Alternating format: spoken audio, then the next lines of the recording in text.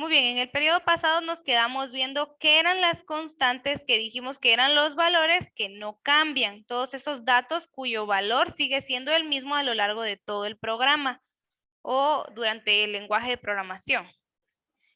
Y como en todo lenguaje, si tenemos constantes, también debemos tener variables, o si tenemos variables, pues también hay constantes. Las variables son aquellos datos cuyo valor sí cambia y se van a ir procesando. Es decir, como lo vimos en el ejemplo anterior, que teníamos por ahí una pequeña ecuación, ¿verdad? Había un valor que era el 7, que se sumaba, que ese no cambió, lo copié igual. Pero habían otros, como el paréntesis, que sí cambiaba. Se procesaron esos dos, hicimos la operación que estaba adentro y nos dio un nuevo valor, ¿verdad? Entonces, eso podría ser un ejemplo de variables y el valor procesado se va a almacenar en la memoria de la computadora.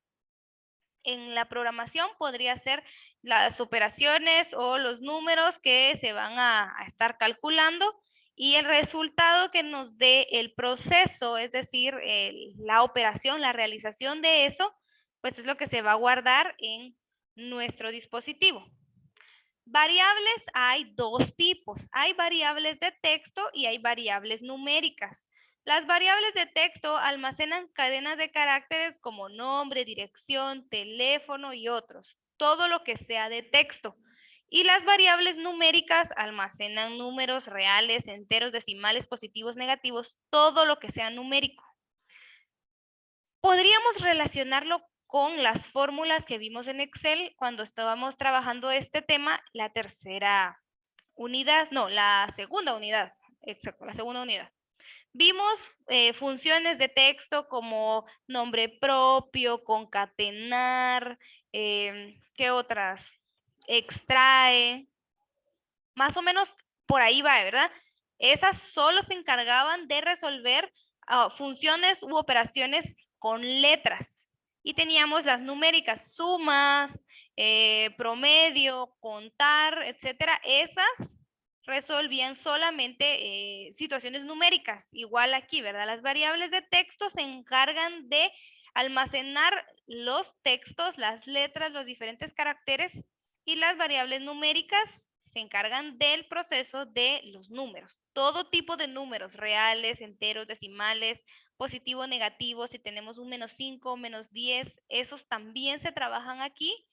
No hay distinción, no es que haya una regla que me diga que solo números positivos o solo números enteros o solo con decimales, no, sino que todo tipo de números.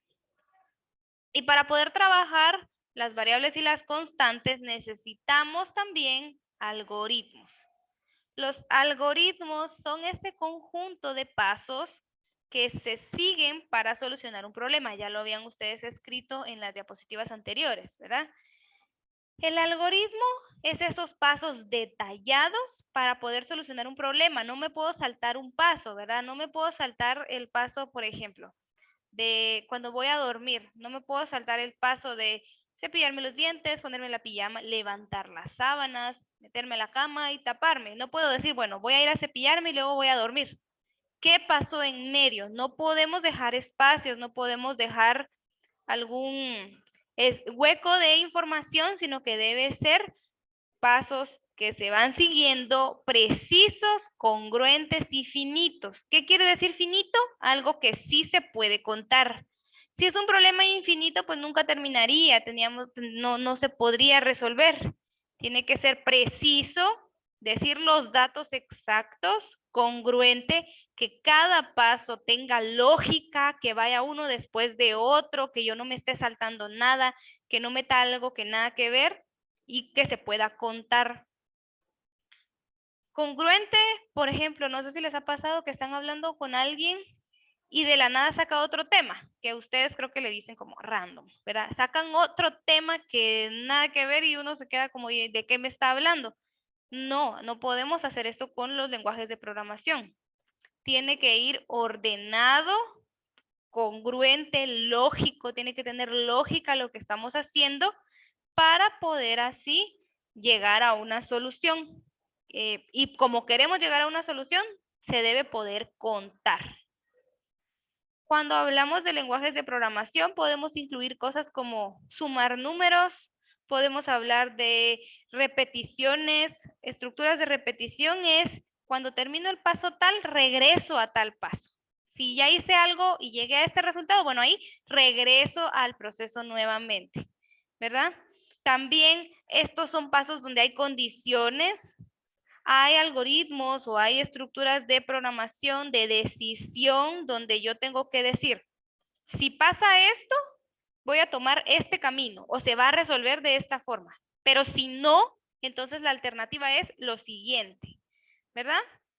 Y hay otros un poco más sencillos que solamente pues van en secuencia, un paso después de otro. Las que cumplen condiciones, y también tenemos como parte de lenguajes de programación resolución de ecuaciones tales como la base, la altura, el volumen de alguna figura. Si estamos calculando, por ejemplo, la velocidad de un auto a una aceleración constante, ustedes ya lo han visto quizá en matemáticas, o pues si queremos saber el nombre de un alumno y su calificación al conocer los datos de calificaciones, si queremos calcular el área de cualquier triángulo, que su fórmula es base por altura dividido 2. Todo este tipo de operaciones ya se constituyen o se denominan lenguajes de programación porque utilizan fórmulas y porque son pasos en secuencia. Las fórmulas ustedes saben que se van siguiendo en secuencia. Lo que hablábamos de los operadores lógicos. No puedo resolver una suma sin antes haber resuelto primero paréntesis, después exponentes y después multiplicaciones y divisiones. Hasta el final es que yo resuelvo una suma.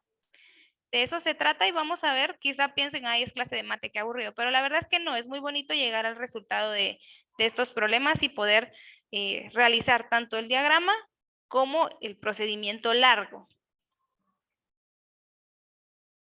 Para poder representar los algoritmos, tenemos el diagrama de flujo y el pseudocódigo. El diagrama de flujo, como una introducción, ¿verdad? Para que ustedes me comprendan, es la representación gráfica de la secuencia de los pasos para poder resolver un problema. Utiliza ciertos símbolos, uno que representa el inicio del lenguaje, de la actividad que se va a resolver. Tenemos también un símbolo, es decir, una figura, normalmente son figuras geométricas, una que representa la entrada de los datos. Cada vez que queramos escribir que datos van a entrar, debemos dibujar esa figura. No puedo dibujar yo una que no es si quiero entrar los datos, ¿verdad? Porque no me la va a reconocer. Hay otra figura que representa el proceso, es decir, donde ya se va a estar trabajando la operación. Tenemos la figura que indica el final del diagrama de flujo y también tenemos un símbolo específico que se utiliza si tenemos que tomar una decisión en nuestro diagrama. La figura que representa el inicio es un círculo, un óvalo. Tenemos la figura de entrada que es, ustedes me dicen cómo se llama, pero es esta figura. Tenemos también la que representa el proceso, que ese sí es un rectángulo. Tenemos una figura que representa la salida de los datos, es así. Y tenemos la figura de final del diagrama, que es como un óvalo. La figura para poder tomar decisiones en nuestro diagrama de flujo, que es el rombo. Y los conectores del diagrama que indican la dirección hacia el que van siguiéndose los pasos, que son las flechas. Si yo tengo esta, pues tengo estos conectores, ¿verdad? Que digo que una decisión está por aquí y otra decisión por acá. Si yo tengo este conector, pues quiere decir que el diagrama va en secuencia hacia abajo. Entonces, ¿qué es lo que quiero que ustedes hagan? Que me investiguen un poco más sobre los diagramas de flujo, qué son, en qué consisten y cuáles son los símbolos utilizados. Yo ya se los mencioné, entonces solo es que ustedes investiguen cuáles son y para qué sirven, cuál es su función dentro del algoritmo. Y también que investiguen qué es el pseudocódigo. Es algo muy sencillo. El pseudocódigo describe en nuestro idioma paso a paso lo que se va a realizar. Por ejemplo, las recetas de cocina, ¿verdad? Ese sería pseudocódigo, aunque no lo creamos, ese es pseudocódigo. En nuestro idioma, nuestro propio lenguaje, la instrucción paso a paso. Ustedes investigan de qué se trata cada uno de estos y lo escriben en Word. No tienen que escribirlo en su cuaderno. Lo escriben en Word y al encabezado, ya lo saben agregar, le escriben su nombre, porque no quiero documentos repetidos, no quiero que me manden la misma tarea a 5 personas, ¿verdad? En el encabezado debe ir su nombre. Sí, los dibujos porque así ustedes saben bien cuál figura representa cada cosa. Entonces, si no, tal vez no sepamos cómo se llama una figura, ¿verdad? Tal vez no sepamos exactamente cómo se llama esa. Lo dibujan y escriben que para qué se usa, qué significa. Si ustedes investigan ahí diagrama de flujo, les van a salir, ¿verdad? Pueden escribir diagramas de flujo en programación. Es algo muy sencillo, no necesito 10 páginas de contenido. Que sea lo más esencial, pero tampoco me escriban una línea de diagrama de flujo y una línea de pseudocódigo. Investiguen un poquito para comprender bien de qué se trata cada uno. Yo ya se los expliqué con palabras sencillas. Me agregan las figuritas ahí de lo que representa cada símbolo utilizado en el diagrama de flujo. Y a su documento le pueden dar la configuración, tipo de letra, color, tamaño, bordes, todo lo que aprendimos en la primera unidad que ustedes le quieran poner a su documento para que se vea mejor. Pero eso sí, en el encabezado su nombre, por favor, para que yo vea que cada documento es diferente, va personalizado diferente. Lo tienen que enviar a más tardar el día miércoles 28, este miércoles que viene a medianoche y vale 15 puntos. Por favor, no me envíen trabajos repetidos. Y lo dejamos para el miércoles porque en realidad no es que ustedes con sus propias palabras y me digan, sino que los investigan y lo que encuentran, eso colocan. En Word, por favor. Aquí dice en Word con nombre en el encabezado, escriben su nombre en el encabezado y pueden utilizar tipo de letra, color, tamaño, todo lo aprendido. Voy a explicar nuevamente. Investigan, por favor, en internet qué son los diagramas de flujo. Las dos formas en que representamos algoritmos, ¿verdad? Una, diagramas de flujo. Investigan qué son y cuáles son los símbolos o las figuras utilizadas en los diagramas de flujo. Yo ya se los dije. El círculo, el trapezoide creo que se llama, el rectángulo, el óvalo, el rombo, las flechas. ¿Y qué significa cada uno? ¿Para qué se utiliza? ¿Cuál se utiliza para el inicio del diagrama, para la entrada de datos, para el proceso de los datos, para la salida, para el final, si hay decisión, qué representan las flechas? Y después investigan qué es pseudocódigo. También ya explicamos qué es pseudocódigo. No tienen que escribir una página de qué es. Un párrafo pequeño y listo. Lo hacen en Word y al encabezado le escriben su nombre para que cada documento sea diferente. No quiero recibir tareas iguales porque vamos a bajar puntos. Y a eso le pueden agregar lo que ya saben configurar de Word, tipo de letra, tamaño, colores, lo que ustedes quieran, ¿verdad? Para el día miércoles a más tardar a medianoche y vale 15 puntos de la zona. Son los siguientes 15 puntos que se van a ganar ustedes para poder completar la zona. Como les comenté, para poder trabajar una introducción de qué es un lenguaje de programación, lo que vamos a hacer es utilizar Excel. Excel era ese programa, ¿se recuerdan? Esa interfaz o programa del paquete de Office que se especializaba en resolución de problemas matemáticos o de contabilidad o de estadística, que utilizaba funciones y podíamos desarrollar gran cantidad de operaciones. Por eso es que vamos a utilizarlo. Es una interfaz sencilla de manejar que nos permite obtener resolución de operaciones. Un lenguaje de programación, un problema, un algoritmo es cualquier cosa que lleve una secuencia de pasos. Vamos a hacer como ejemplo el algoritmo de sumar dos números. Ustedes pueden decir, ay, Miss, qué fácil, pero vean lo que tengo preparado acá.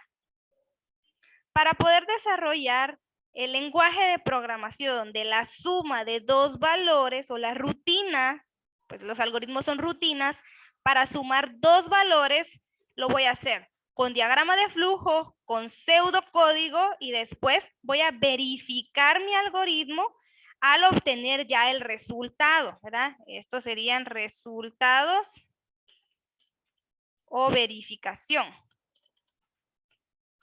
Son 3 pasos importantes los que vamos a estar realizando. Resultados o verificación. Y el primer paso es poder realizar el diagrama de flujo. El diagrama de flujo son esos pasos, pero ilustrados mediante figuras que me van diciendo los pasos. En este caso, para poder sumar es una secuencia, va uno después de otro. No tenemos decisión si me da esto, voy a hacer esto, no, ¿verdad? Esos ya son algoritmos más avanzados. Entonces, para poder iniciar a realizar el diagrama de flujo, lo que vamos a utilizar son las formas.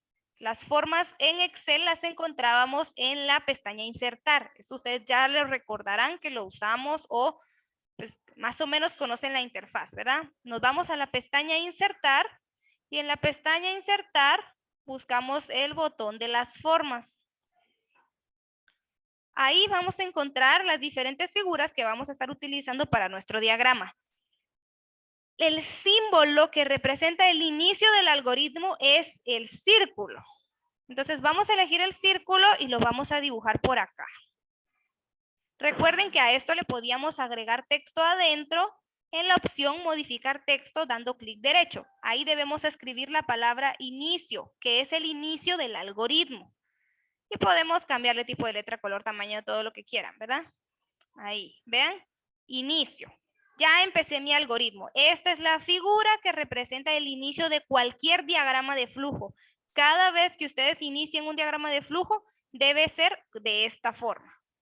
Ya después le podemos cambiar color y todas las configuraciones que ustedes quieran, ¿verdad? Después vamos a elegir la opción que nos permita escribir los números o los datos que vamos a necesitar. Debemos decir qué datos son los que vamos a utilizar. Para eso utilizamos una figura que es como aquí nos dice paralelogramo, un paralelogramo, ¿verdad? El nombre que no me sabía. Ahí está. Insertamos nuestra figura, después le voy a agregar los conectores que son las flechas y le voy a dar de nuevo modificar texto con mi clic derecho. Ahí lo que yo debo escribir son los números que yo voy a agregar. En este caso, como estamos haciendo un diagrama para sumar 2 valores, ¿qué debería escribir yo? No los valores, sino la instrucción número 1 y separo con una coma número 2, los 2 valores que voy a sumar. Solo es la instrucción, no es el proceso en sí. Entonces, número 1, coma, número 2. Es la instrucción nada más la que tiene que dar ahí, tiene que quedar ahí fija. ¿Verdad? Número 1 y número 2. Voy a repetir lo que hice.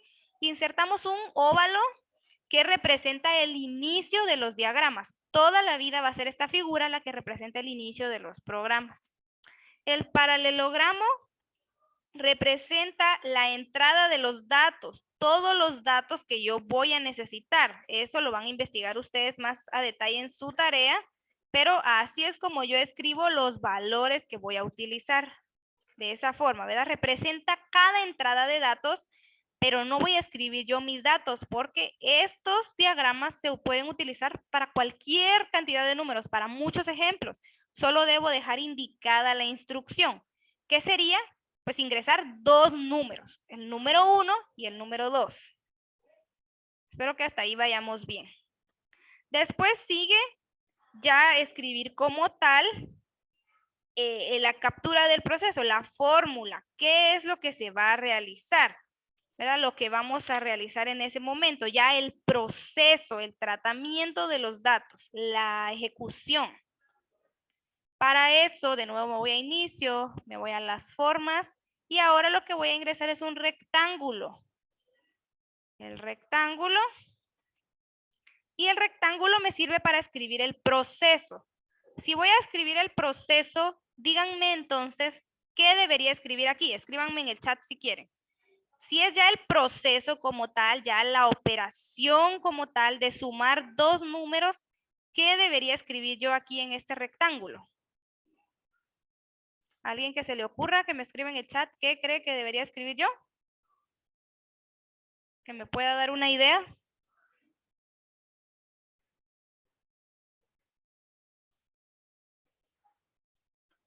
¿Alguien, chicos? Si ya estamos hablando del proceso, ¿qué es el proceso? Pues es ya realizar la operación como tal.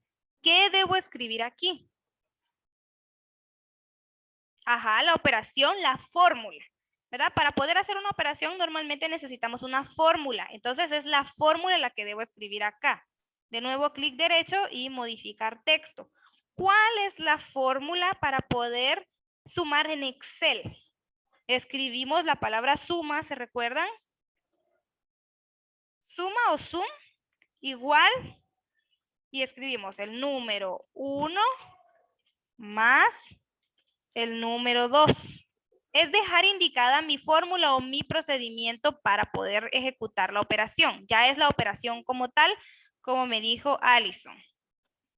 Entonces dejo aquí indicado la suma, que es igual al número 1 más el número 2. En los rectángulos siempre vamos a dejar indicada ya la operación como tal, el problema.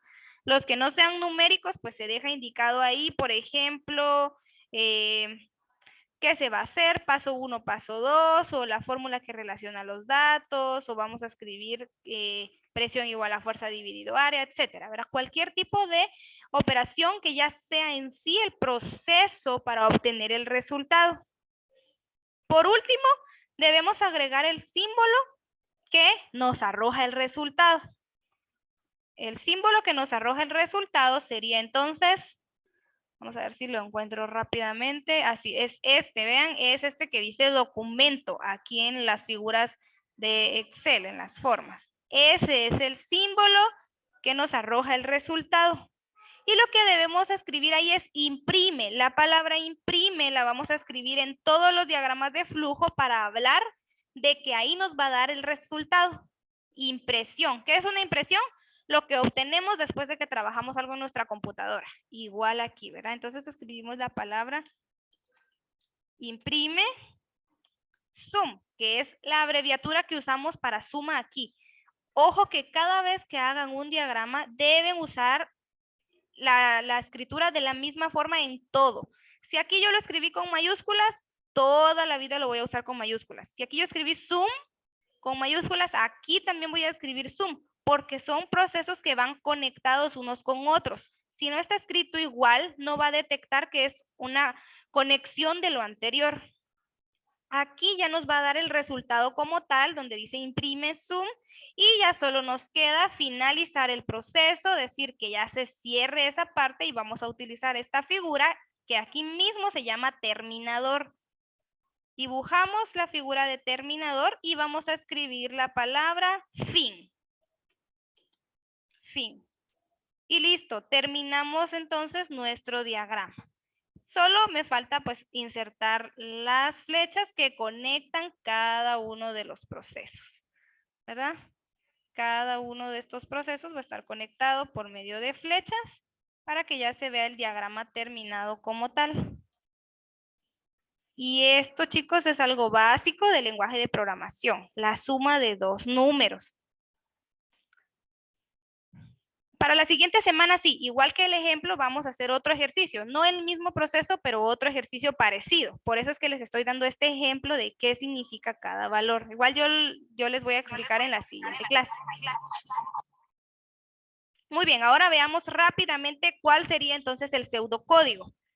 Con mis palabras les explicaba yo que el pseudocódigo sería los pasos, pero en nuestro lenguaje, en nuestro propio idioma, donde vamos explicando lo que estamos haciendo con el diagrama de flujo. Entonces, vamos a escribir siempre el pseudocódigo entre comillas y vamos a escribir. El primer paso es conocer los resultados de la suma de dos números. Ese es el inicio de nuestro diagrama de flujo, ¿verdad? Queremos conocer el resultado de la suma de dos números.